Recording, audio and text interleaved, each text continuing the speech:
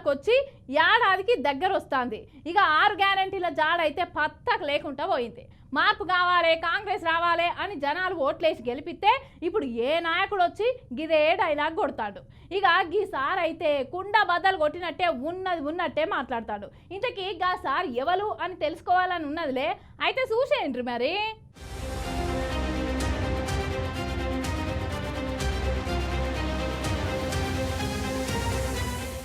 అనగనగా ఓ పేద రాష్ట్రం.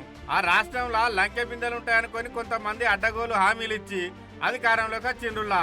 ఇక కుర్చీలో కూర్చున్నాక తెలిసిన ముచ్చట ఏందంటే లంకె బిందెలు కాదు కదా, ఇనుప బిందెలు కూడా లేవు, అంతా డొల్లా. అయ్యా ఇప్పుడు ఎట్లా అని నెత్తి మీద తడి పట్టేసుకొని సుదీర్ఘ ఆలోచనలో పడ్డారు హామీలు ఇచ్చిన ఆ నేతలు.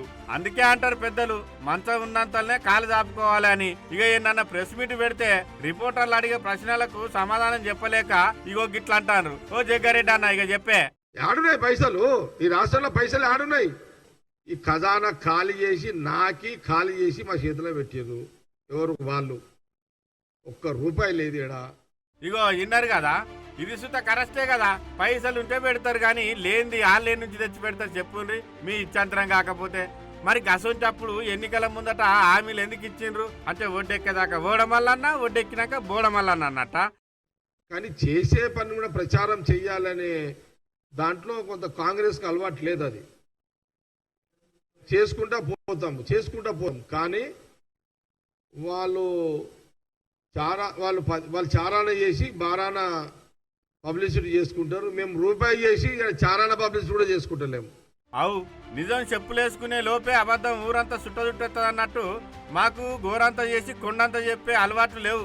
జర మా సోషల్ మీడియా స్లో అయ్యింది. మా సీఎం సారు దాన్ని తొందరలోనే యాక్టివ్ చేస్తాడు, గప్పుడు చెప్తాం అనవచ్చిండు. సోషల్ మీడియా మమ్మల్ని బదలాం చేస్తుంది. మా సోషల్ మీడియా జర స్లో అయిపోయింది. మా ప్రాబ్లం అది. మా సోషల్ మీడియాని ముఖ్యమంత్రి గారు త్వరగా యాక్టివ్ చేస్తాడు. పైసలు లేవని తెలిసినా హామీలు ఇచ్చినాము, హామీలు నెరవేరుస్తాము. అగో ఇప్పుడే పైసలు లేవన్నారు, మళ్ళీ ఎట్లా అమలు చేస్తామంటారు.